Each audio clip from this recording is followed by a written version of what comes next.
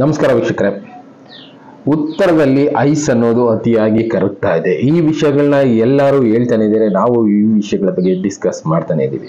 ಅದರಲ್ಲೂ ಈಗ ಒಂದು ದೊಡ್ಡ ಐಸ್ ಬೆಟ್ಟ ಕರಗಿ ಬ್ರಿಟಿಷ್ ಟೆರಿಟರಿ ಅಂದ್ರೆ ಬ್ರಿಟಿಷ್ ದೇಶದ ಕಡೆ ನುಗ್ತಾ ಇದೆ.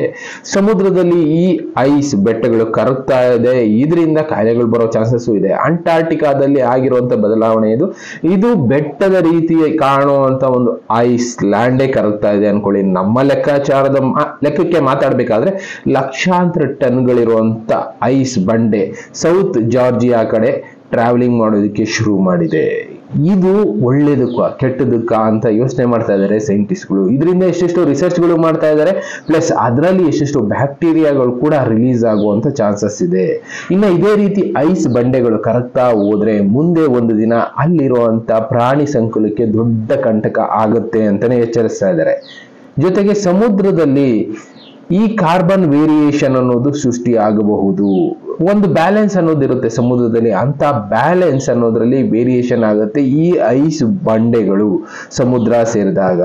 ಪ್ಲಸ್ ಸೀಲ್ಗಳಲ್ಲಿ ಇನ್ನ ಪ್ರಾಣಿಗಳು ಸಮುದ್ರದಲ್ಲಿ ಬದುಕ್ತಾ ಇರುವಂತ ಪ್ರಾಣಿಗಳಲ್ಲಿ ವ್ಯತ್ಯಾಸ ಕಾಣಿಸ್ಕೊಳ್ಳುತ್ತೆ. ಶೀತ ವಾತಾವರಣ ಜಾಸ್ತಿ ಆದಷ್ಟು ಕೆಲವಷ್ಟು ಪ್ರಾಣಿಗಳು ಸಾಯುವಂತ ಸಂದರ್ಭ ಬರಬಹುದು. ಇದರಿಂದ ಕೂಡ ಸಮುದ್ರದಲ್ಲಿ ತುಂಬಾ ಬದಲಾವಣೆಗಳಾಗ್ತಾ ಹೋಗುತ್ತೆ ಅಂತಾನೆ ಎಚ್ಚರಿಸ್ತಾ ಇದ್ದಾರೆ ವಿಜ್ಞಾನಿಗಳು.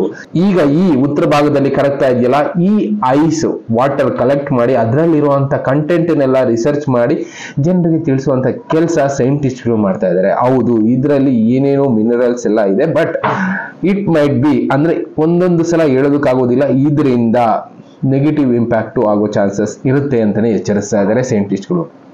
ಎಷ್ಟು ದೊಡ್ಡ ಬಂಡೆ ಇದು ಅನ್ನೋದಾದ್ರೆ ಸುಮಾರು ಒಂದು ಅಂದಾಜು ಲೆಕ್ಕಾಚಾರ ಪ್ರಕಾರ ಒಂದು 8ರಿಂದ 10 ಕಿಲೋಮೀಟರ್ ಉದ್ದ, 15 ಕಿಲೋಮೀಟರ್ ಅಗಲ ಇರುವಂತ ಒಂದು ದೊಡ್ಡ ಬಂಡೆ. ಎಷ್ಟು ದೊಡ್ಡ ಬಂಡೆ ಇರ್ಬೋದು ಲೆಕ್ಕ ಹಾಕೊಳ್ಳಿ. 15-20 ಕಿಲೋಮೀಟರ್ ಲೆಂತ್ ಇರುತ್ತೆ ಒಂದು ಬಂಡೆ ಅಂದ್ರೆ. ಅಂತ ಐಸ್ ಬಂಡೆ ಈಗ ಸಮುದ್ರ ಸೇರ್ತಾ ಇದೆ. ಇದು ಅಂತ ಅಲ್ಲ, ಇದಕ್ಕಿಂತ ದೊಡ್ಡ ದೊಡ್ಡ ಬಂಡೆಗಳು ಈಗ ಆಲ್ರೆಡಿ ಸೇರಿದೆ. ಈ ಬಂಡೆಗಳು ಸಮುದ್ರ ಸೇರಿದಷ್ಟು ಅಪಾಯ ಜಾಸ್ತಿನೇ. ಈ ರೀತಿ ಆಗ್ತಾ ಇದೆ ಅಂದ್ರೆ ನಾವು ಎಚ್ಚೆತ್ಕೋಬೇಕು ಅಂತ ಸೈಂಟಿಸ್ಟ್ಗಳು ಹೇಳ್ತಾ ಇದ್ದಾರೆ. ನಮ್ಮ ಜನ ಈಗಲೂ ಎಚ್ಚೆತ್ಕೊಳ್ಳಲ್ಲ ಬಿಡಿ, ನಮ್ಮ ಜನ ಎಚ್ಚೆತ್ಕೊಳ್ಳೋದ್ರಿಂದ ಇದು ಬದಲಾಗೋದಿಲ್ಲ. ಕಾರಣ ಇದು ನಾವು ಬಳಸ್ತಾ ಇರುವಂತಹ ಸಂಪನ್ಮೂಲಗಳಿಂದ ಸಮುದ್ರದಲ್ಲಿ ಪ್ಲಸ್ ವಾತಾವರಣದಲ್ಲಿ ಉಷ್ಣತೆ ಜಾಸ್ತಿ ಆಗಿದೆ, ಬಿಸಿ ಜಾಸ್ತಿ ಆಗ್ತಾ ಇರೋದ್ರಿಂದ ಐಸ್ ಅನ್ನೋದು ಕರಗೋದಕ್ಕೆ ಶುರುವಾಗಿದೆ. ಇದನ್ನ ತಡೆಯೋದಕ್ಕಾಗೋದಿಲ್ಲ. ಪ್ಲಸ್ ಸೂರ್ಯನಿಂದ ಬರ್ತಾ ಇರುವಂತಹ ಸೋಲಾರ್ ಸ್ಟೋಮ್ಸ್ ಇದೆಲ್ಲ ಸೂರ್ಯನ ಬಿಸಿ ಕೂಡ ಜಾಸ್ತಿ ಮಾಡ್ತಾ ಇರೋದ್ರಿಂದ ಒಟ್ಟಿನಲ್ಲಿ ಐಸ್ ಬಂಡೆಗಳು ಕರಗಿ ಉತ್ತರ ಧ್ರುವದಿಂದ ಬೇರೆ ಬೇರೆ ಕಡೆ ಬರೋದಕ್ಕೆ ಶುರುವಾಗಿದೆ. ಇದರಿಂದ ಆಗುವಂತ ಅನಾಹುತಗಳನ್ನ ಎದುರಿಸೋದಕ್ಕೆ ರೆಡಿ ಆಗ್ಬೇಕಷ್ಟೇ. ಹೆಚ್ಚು ಕಡಿಮೆ ಕೆಲವೊಂದು ಕಡೆ ಹೇಳೋ ಪ್ರಕಾರ ಇನ್ನ 2-3 ಕಡೆ ಇದೇ ರೀತಿ ದೊಡ್ಡ ದೊಡ್ಡ ಬಂಡೆಗಳಲ್ಲಿ ಬಿರುಕು ಅನ್ನೋದು ಕಾಣಿಸ್ಕೊಂಡಿದೆ. ಅದು ಯಾವಾಗ ಬೇಕಾದ್ರೂ ಕರಗಬಹುದು, ಸಮುದ್ರ ಸೇರ್ಬೋದು. ಒಟ್ಟಿನಲ್ಲಿ ಅನಾಹುತಗಳು ಕಟ್ಟಿಟ್ಟ ಬುತ್ತಿ ಅನ್ನೋದಕ್ಕೆ ಇದು ಕೂಡ ಸಾಕ್ಷಿ. ಸೈಂಟಿಸ್ಟ್ಗಳು ಇದನ್ನೇ ಹೇಳ್ತಾ ಇರೋದು. ಈ ರೀತಿ ಐಸ್ ಬಂಡೆಗಳು ಕರಗಿ ಬರ್ತಾ ಇದ್ರೆ ಸಮುದ್ರದ ಮಟ್ಟನೂ ಜಾಸ್ತಿ ಆಗ್ತಾ ಹೋಗುತ್ತೆ, ಜೊತೆಗೆ ಅದರಲ್ಲಿರೋ ಜೀವಿಗಳಿಗೂ ಹಾನಿ ಉಂಟಾಗುತ್ತೆ. ಇನ್ನ ಅದರಿಂದ ಬರುವಂತ ಬ್ಯಾಕ್ಟೀರಿಯಾಗಳಿಂದ ಮನುಷ್ಯರು ಕಷ್ಟಗಳು ಅನುಭವಿಸ್ಬೇಕಾಗತ್ತೆ. ಮೀನುಗಳು ಒಂದ್ ಜಾಗದಿಂದ ಇನ್ನೊಂದು ಜಾಗಕ್ಕೆ ಟ್ರಾವೆಲ್ ಮಾಡ್ತಾನೆ ಇರುತ್ತೆ. ಆ ಟ್ರಾವೆಲಿಂಗ್ ಮಾಡ್ತಾ ಇರೋ ಮೀನುಗಳನ್ನ ಕೂಡ ನಾವು ತಿಂದು ಬದುಕ್ತಾ ಇರ್ತೀವಿ. ಆ ಮೀನು ಯಾವ ಬ್ಯಾಕ್ಟೀರಿಯಾ ತಿಂದಿರುತ್ತೋ ಏನೋ ಗೊತ್ತಿಲ್ಲ, ಬಟ್ ಇದರಿಂದ ಅನಾಹುತಗಳಂತೂ ನಿಜವಾಗ್ಲೂ ಹಾಗೆ ಆಗುತ್ತೆ ಅಂತ ಸೈಂಟಿಸ್ಟ್ಗಳು ಎಚ್ಚರಿಸ್ತಾ ಇದ್ದಾರೆ. ಕೆಲವೊಂದು ಕಡೆ ಏನು ಮಾಡೋದಕ್ಕಾಗೋದಿಲ್ಲ ಅಂತ ಎಚ್ಚರಿಕೆ ಅವ್ರು ಕೊಡೋ ಕೆಲಸ ಅವ್ರದ್ದು. ತಿಳ್ಕೊಳ್ಳೋದು ಬಿಡೋದು ನಮಗ್ ಬಿಟ್ಟಿದ್ದು.